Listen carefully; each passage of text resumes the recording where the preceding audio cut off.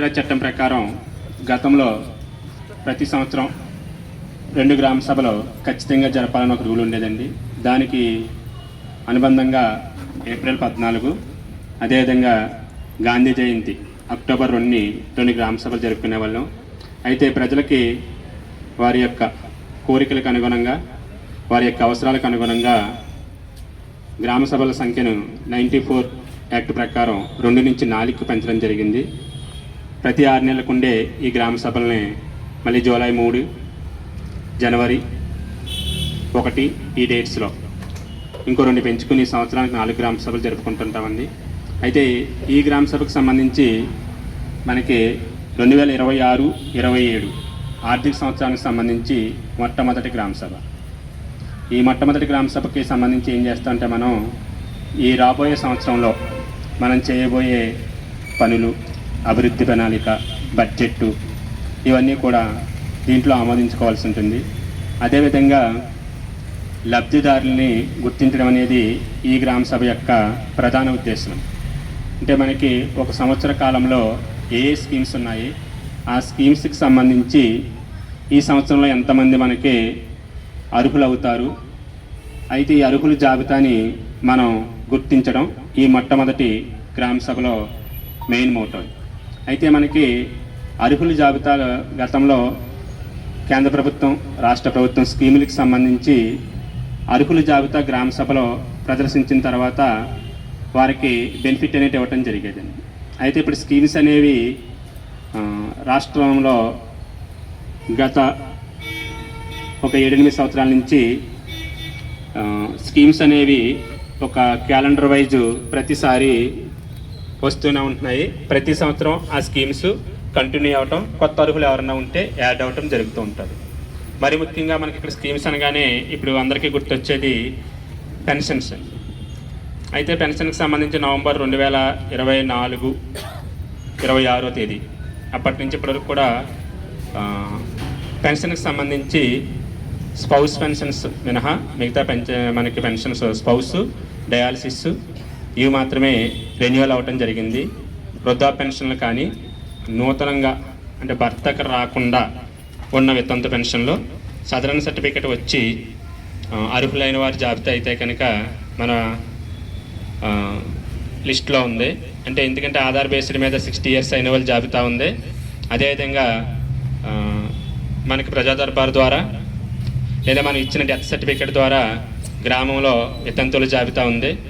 మన గ్రామ సచివాలయం ద్వారా ఇచ్చిన సదరన్స్ ద్వారా మనం ఎంతమంది వికలాంగులకు పెన్షన్ ఇవ్వాలంటే మన దగ్గర జాబితా ఉంది. అయితే ప్రభుత్వ నిబంధన ప్రకారం సైట్ ఓపెన్ అయిన వెంటనే వీళ్ళందరికీ అదేవిధంగా గ్రామ స్థాయిలో దండోరా వేసి ఇంకా ప్రతి క్లస్టర్కి ఒక సచివాలయ సిబ్బంది ఉన్నారు కాబట్టి వాళ్ళతో ఇంకా అర్హులు ఎవరైనా ఉంటే కనుక జాబితాను తీసుకుని మనం ఎంటర్ చేసి వీళ్ళకి పెన్షన్కి మంజూరికి ఇవ్వటం జరిగింది. అయితే దీనికి సంబంధించి ప్రభుత్వం గైడ్లైన్స్ ఎలా ఉంటాయి అంటే దీనికి ఎందుకు ఎలా ఉంటాయంటే ఇప్పటివరకు ఇచ్చే పెన్షన్స్లో 60 సంవత్సరాలు నిండి ఉండాలి, వాళ్ళకి 2.5 ఎకరాల కన్నా ఎక్కువ మాగాని 5 ఎకరాల కన్నా ఎక్కువ మెట్ట భూమి ఉండకూడదు, నెలకి సరాసరిన 300 యూనిట్ల కరెంటు దాటి ఉండకూడదు, అదేవిధంగా వాళ్ళకి పల్లె ప్రాంతాల్లో 200 కన్నా ఎక్కువ చదరపు గజాలు స్థలం ఉండకూడదు, 1,20,000 కన్నా సంవత్సర ఆదాయం ఉండకూడదు. ఈ విధంగా ఈ 6 రకాల 6 స్టెప్స్ వెరిఫికేషన్ చూసి పెన్షన్స్ ఇచ్చేవారు.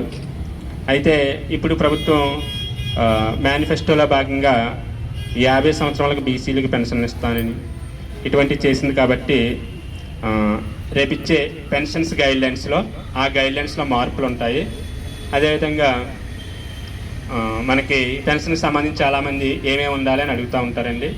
వాటికి సంబంధించి మనం క్యాస్ట్ ఇన్కము ప్లస్ వాళ్ళ ఆధార్ కార్డుకి లింక్ అయిన మొబైల్ నెంబరు, అదేవిధంగా ఆధార్ అప్డేట్ అంటే అతనికి ఆధార్ కార్డు వచ్చిన తర్వాత ఎన్నిసార్లు అప్డేట్ చేయడం జరిగింది, ఆ అప్డేషన్ హిస్టరీ తీసుకుంటారండి. ఎందుకంటే ఎవరైనా పెన్షన్ కోసం ఏజ్ మారిస్తే అది తీసుకోదండి. అంటే కేవలం అడ్రస్ మార్పు కానీ పేరు మార్పు కానీ లేకపోతే కనుక ఇటు చిన్న చిన్నవి డోర్ నెంబర్ మార్పు కానీ ఉంటే ఓకే, కానీ ఏజ్ మార్పు అనేది ఉంటే కనుక ఆధార్ అప్డేట్లో తీసుకోదండి. అంటే మనకి తెచ్చిన ఆధార్ కార్డు యొక్క హిస్టరీ కూడా, అంటే మీకు ఆధార్ వచ్చిన దగ్గర నుంచి ఎన్నిసార్లు కార్డును మార్చారు అన్న దాని మీద కూడా అప్డేట్ వస్తుంటుంది. జల్ జీవన్ మిషన్కి సంబంధించి మనకి 2025 వరకు 26 వరకు ఉన్నదాన్ని 2029 వరకు కూడా పెంచడం జరిగింది. దీనిలో భాగంగా ఒక 30% హౌసెస్ అనేవి మనకి ఇక్కడ ద్రాక్షారామంలో కవర్ చేయడం జరిగింది. జల్ జీవన్ మిషన్లో భాగంగా మనకు వచ్చిన నిధుల్లో అగ్రభాగం ట్యాంక్ నిర్మాణానికి ఖర్చు పెట్టడం జరిగింది. దీనిలో భాగంగా మనకు వచ్చిన 30% నిధుల్ని ఏ ఏరియాలో ఇవ్వాలి అంటే గత 2 years బ్యాక్ చేసిన తీర్మానం ప్రకారం భూమిలో ఎక్కడైతే భాగం వల్ల మనకి గతంలో వేసిన ఒక 2 మీటర్లు మీటర్న్నర లోతులు వేసినవి ఇంచుమించు 6 మీటర్ల లోతులోకి వెళ్ళిపోయినాయి. కాబట్టి ఆ 2 ప్లేసుల్లోని ఆ 2 వీధుల్లోని మెయిన్ పాత లైన్ ఎక్కడ ఉన్నాయో అక్కడ తీసి ఈ హెచ్డి పైప్ లైన్ వేయడం జరిగింది. అయితే ఇక్కడ గుర్తుపెట్టుకోవాల్సింది ఏంటంటే ప్రభుత్వం జల్ జీవన్ మిషన్లో ఫస్ట్లో అయితే 2000 రూపాయలు డిపాజిట్ కింద ఉండేది. అయితే డిపాజిట్ లేకుండా మాత్రమే ప్రభుత్వం కుళాయి ఇస్తుంది. ఇక్కడ చాలామంది కుళాయి ఫ్రీ అని కానీ ఫీజు కట్టనంటున్నారు. మెయింటెనెన్స్ మాత్రం ఫ్రీ కాదు. దీనికి ఎగ్జాంపుల్ కమిషనర్ గారే చెప్పారండి. ఎందుకంటే గత సంవత్సరం మనకి మినిస్టర్ గారు శాంక్షన్ చేయడం జరిగింది. అయితే 7 లక్షలు కూడా మనకి గంటాంబిక దెబ్బకాడున్న శ్మశానానికి కేటాయించడం జరిగింది. అంటే మనకున్న శ్మశానాలు 3, ఒక శ్మశానం ఇంచుమించు మ్యాక్సిమం అన్నీ పూర్తయిపోయినాయి. అయితే దీనికి పంచాయతీ నుంచి మధ్యలో ఒక చిన్న బోధ ఉంది. అది మన పంచాయతీ నుంచి ఆ బోధిని కప్పెడితే అక్కడ వాటర్ చేసుకుంటా, అదే వాళ్ళ వాటర్ షవర్ పెట్టుకుంటా అన్నారు. అదొకటి పంచాయతీ నుంచి చేయడం జరిగింది. రెండోది నున్నవర శ్మశానం, ఆల్రెడీ అక్కడ జల్లు స్నానం ఒకటి ఏర్పాటు చేయడం జరిగింది. అయితే అక్కడ పెట్టడానికి రాజ్యసభ సభ్యులు సుభాష్ చంద్రబోస్ గారు 15 లక్షలు కేటాయించారంట దానికి. కాబట్టి లెవెలింగ్కి నెక్స్ట్ పర్నెల్ చేయడానికి, కాబట్టి 3వ శ్మశానమైన దీనికి కేటాయించారు మినిస్టర్ గారు డబ్బులు. నెక్స్ట్ నొనవారి స్ట్రీట్లో మిగిలిపోయిన రోడ్డు పింజరగట్టు వరకు డ్రైన్ ఒకటి, ఇది ఎన్ఆర్జీఎస్ నుంచి ఎస్టిమేషన్ వేయడం జరిగింది. అది స్టార్ట్ చేస్తారండి. ఇంకొకటి తోటవారి సైట్ల దగ్గర ఒకటి డ్రైన్ అనేది ఒకటి ఆల్రెడీ స్టార్ట్ చేసి వదిలేశారు. దాంట్లో మిగిలిన డ్రైన్ కాంట్రాక్టర్ వేస్తారు. అక్కడి నుంచి మిగిలిన డ్రైన్లు కూడా మనకి ఎంపీ కొనకల్ గారు 10 లక్షల వరకు విలేజ్కి శాంక్షన్ చేశారు. అది కూడా ఒక రాబోయే నెలలో మనకు వస్తుంది. దాని నుంచి మిగిలిన డ్రైన్ని, అంటే తోటవారి సైట్లో డ్రైన్ అయితే మొత్తం ఏం చేస్తారు, ఇప్పుడు వచ్చిన అమౌంట్ని దానికి పెట్టి కంప్లీట్ చేయడం జరిగిద్దండి. నెక్స్ట్ ఈ విధంగా డ్రైన్ మిగిలిందంటండి. ఆ 2,50,000 తీసి మిగతా 2,50,000 ఎంపీ గారి గ్రాంట్ నుంచి కానీ ఫైనాన్స్ నిధుల నుంచి కానీ చేయడం జరిగింది.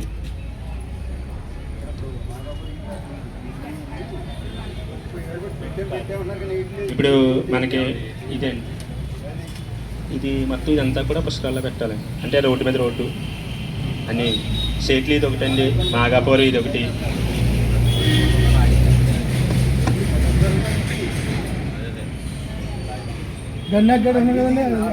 అంటే నోటీసులు ఇచ్చి ఖాళీ చేయించి 3 చేయడం జరిగింది. మొత్తం 4 వీధులు ఉన్నాయండి. అలాగే అక్కడే కట్టమని మాకు పైనుంచి ప్రెజర్గా ఉంది. అయితే స్థలాన్ని ఐడెంటిఫై చేస్తాం అనుకుంటున్నామండి. అంటే ఎక్కడైనా గవర్నమెంట్ స్థలం ఆక్యుపై అయిపోకుండా చిన్న చిన్న, ఇప్పుడు ముస్లిం కాలనీలో మొన్న ఒక ట్రాన్స్ఫార్మర్ దిమ్మ కట్టడం జరిగింది. అక్కడ ఖాళీ స్థలం ఉంటుందండి. అదేంటంటే అలాంటి ఖాళీ స్థలాన్ని మీరు చెత్త కుప్పల కింద తయారు చేస్తున్నారు. అటువంటి ప్లేసుల్లో ఒక నాడపిట్ కట్టి తడి చెత్త ఏమైనా ఉంటే అక్కడ వేసి ప్లాస్టిక్ కట్ట ఉంటే పట్టిపోయేలాగా చేస్తామండి. ఇంకొకటి ఎస్డబ్ల్యూపీసీ సెట్ ఒకటి కన్స్ట్రక్షన్ చేయాల్సి ఉంటుంది. గతంలో ఎన్ఆర్జీఎస్ నుంచి ప్రభుత్వం ఇచ్చేది, ఇప్పుడు ఎన్ఆర్జీఎస్ నుంచి ప్రభుత్వం ఇవ్వట్లేదు. కాబట్టి పంచాయతీ నుంచే చిన్న షెడ్ అయినా కట్టించమంటం జరిగింది. అంటే ఒక పంచాయతీకి షెడ్ లేకపోతే పంచాయతీని ప్రభుత్వం గుర్తించట్లేదండి. అంటే ఇంకా మనం రోడ్లు డ్రైన్లు ఇలా డెవలప్ అనుకుంటున్నాం, కానీ చెత్త వేసుకోవడానికి ప్లేస్ కానీ చెత్తను సాగ్రిగేషన్ కానీ చేయకపోతే డెవలప్ అయినట్టు కాదు అనే ఉద్దేశంతో షెడ్ ఒకటి కన్స్ట్రక్షన్ ఒకటి చేయమంటున్నారు. ఇంకోటి డంపింగ్ యార్డ్ని మనకు 2 ఎకరాల డంపింగ్ యార్డ్ ఇవ్వడం జరిగింది ఆధార్పేట లేఅవుట్ 3లో. దానికి సంబంధించి ఒక 250 మీటర్ల రోడ్డు ఒకటి వేయాల్సి ఉంటుంది. అదేవిధంగా డంపు ఎక్కువ వస్తుంది కాబట్టి రోజుకి సుమారు 7 టన్నులు 11 ట్రిప్పులు వస్తుందండి. అదంతా డంపింగ్ యార్డ్లో పైన వేయాలంటే సరిపోదు. కాబట్టి రాబోయే రోజుల్లో దాన్ని అధిగమించడం కోసం ఈ సమ్మర్లో దాన్ని ఇంచుమించు 10-12 అడుగులు లోతుగా తవ్వి దాంట్లోకి రోడ్డు మార్గం ఏర్పాటు చేయడానికి చేస్తున్నామండి. అది కూడా ఈరోజు ప్రపోజ్ చేయడం జరిగింది. ఇది ఏఈ గారు ఏ విధంగా చేయమంటే ఆ విధంగా చేయడం జరిగింది. ఇంకొకటి మనకి అంగన్వాడీకి సంబంధించి ఓన్ బిల్డింగ్లు ఉన్నవి, నెక్స్ట్ రెంట్కు ఉన్నవి కూడా ఐడెంటిఫై చేయమన్నారు, చేసాము. అందులో ఏంటంటే మనకి కొంతమందికి స్థలాలు తీర్మానం చేయడం జరిగింది. ఒక ముస్లిం కాలనీలో ఉన్న కన్స్ట్రక్షన్ అయ్యి తలుపులు ఒకటి, కొన్ని వాష్రూమ్స్ ఇలాంటి పెండింగ్ ఉండి ఒక 50,000 మనలో నుంచి ప్రపోజ్ చేయడం జరిగింది. అది ఎంపీడీఓ గారు ఇంజనీరింగ్ అసిస్టెంట్ గారిని వెళ్ళి అక్కడ నీట్ ఏంటి వెరిఫై చేసి చెప్పమన్నారు. ఇంకోటి ఏంటంటే అయితే అక్కడ అంగన్వాడీ ఓపెన్ అవ్వట్లేదన్న కారణంతో వస్తున్నారు, పేపర్లో కూడా వస్తుంది. అయితే అక్కడ సంబంధించి ప్రోటోకాల్ ఇబ్బంది ఏదో ఉందన్నారు. అంగన్వాడీ ఓపెనింగ్కి ప్రోటోకాల్ ఇబ్బంది ఒకటి ఉందంటున్నారు. ఆ ప్రోటోకాల్ ఇబ్బందిని కూడా ఒకసారి చూడమని చెప్పారు. ఇంకోటి ఏంటంటే ప్రోటోకాల్ ఇబ్బందిని ఒకవేళ అధిగమిందామన్నా పిల్లలను పంపించమా అక్కడ అయితే అని కూడా కొంతమందికి సంబంధించి ప్రతి కుళాయికి వాళ్ళ దగ్గర ఇన్ఫర్మేషన్ ఉంది కాబట్టి ప్రతి కుళాయికి డిపాజిట్ అయితే ఫ్రీ, ట్యాక్స్ అయితే కనుక పే చేయాల్సి ఉంటుంది 600 రూపాయలు. రెండోది వాటర్ మనకి రివర్స్ ఫ్లో ఉంటుంది కాబట్టి నలకలు రాకుండా ఉండడం కోసం షవర్ వాల్వ్స్ ప్రతి వీధికి వేయటం. మూడోది వచ్చేసి డంపింగ్ యార్డ్కి సంబంధించి దాన్ని డెవలప్ చేయడం కోసం డంపింగ్ యార్డ్ వరకు రోడ్డు మరియు డంపింగ్ యార్డు మనకి ఇంజనీరింగ్ గారు ఏ విధంగా ఇస్తారో ఆ విధంగా దానికి లెవెల్ చేయటం. నెక్స్ట్ వచ్చేసి బరిల గ్రౌండ్కి సంబంధించి మనకి ఇచ్చింది ఉంది కాబట్టి ఆ బరిల గ్రౌండ్ అమౌంట్ ఇక్కడ మనకి ఈ గంటాలమ్మ దెబ్బల కాడ ఉపయోగించడం. మనకి నాటక అకాడమీ డైరెక్టర్ పెంకి అన్నపూర్ణ గారిని వేదికను కోరుతున్నాను. ఈ విధంగా మనకి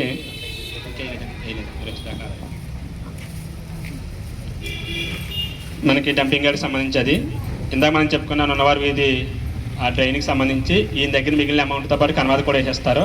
ఆ రిమైనింగ్ అమౌంట్ మనకి ఫైనాన్స్ నిధుల నుంచి కానీ కొనకల నారాయణ గారిది 10 లక్షలు ఉంది, దాంట్లో పెట్టడం జరిగింది, దాని నుంచి కానీ ఇవ్వడం జరిగింది. ఎందుకంటే సగం ట్రైన్ వేయటం వల్ల వాటం తెలియదు కాబట్టి పూర్తిగా అది ఇంజనీరింగ్ అసిస్టెంట్ గారు పూర్తిగా అది చివరి వరకు వాటం వచ్చేలా చేసి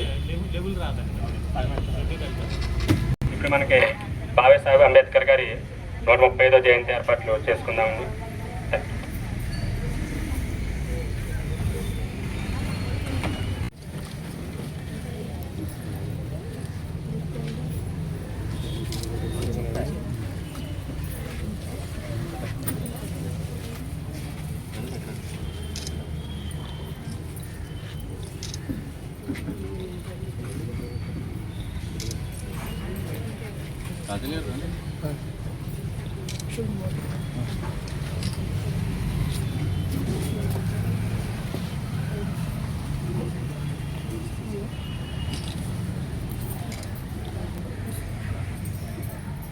జై అంబేద్కర్ 135వ జయంతి సందర్భంగా మనం ఈ రోజులో ద్రాక్షారం గ్రామంలో ఉన్నటువంటి మన గ్రామ పంచాయతీ మన సెక్రటరీ గారు, ఇక్కడ గ్రామ పెద్దలు, ద్రాక్షారం గ్రామ పెద్దలు, మన ముగ్గురు గణేష్ గారు, స్టేట్ డైరెక్టర్ ఇంకా అన్నపూర్ణ గారు, మన ఫ్యాక్టరీ గారు, మన గ్రామ పెద్దలందరూ కూడా మన గ్రామం తరపుని వారికి 135వ జయంతి ఉత్సవాలు చేసి వస్తున్నాం.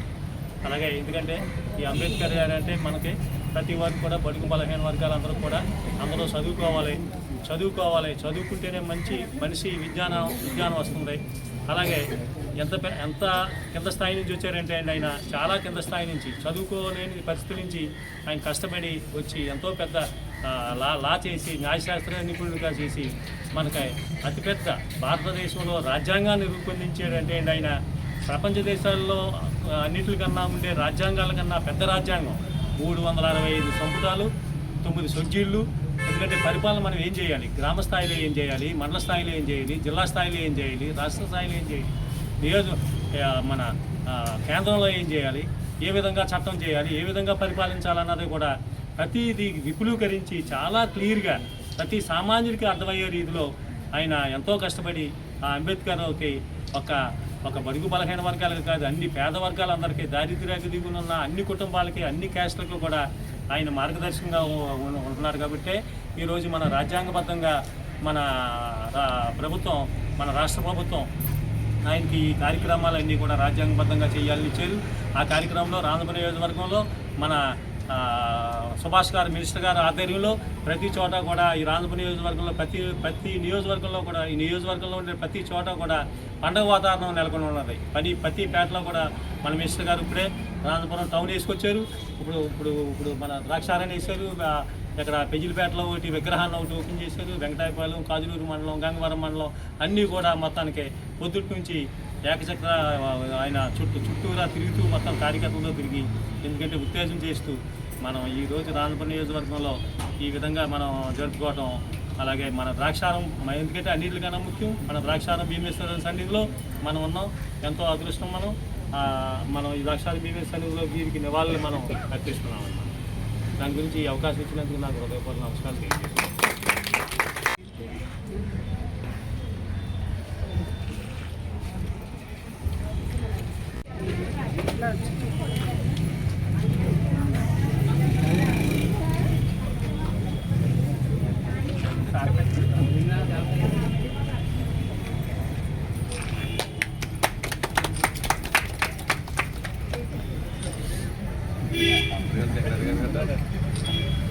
But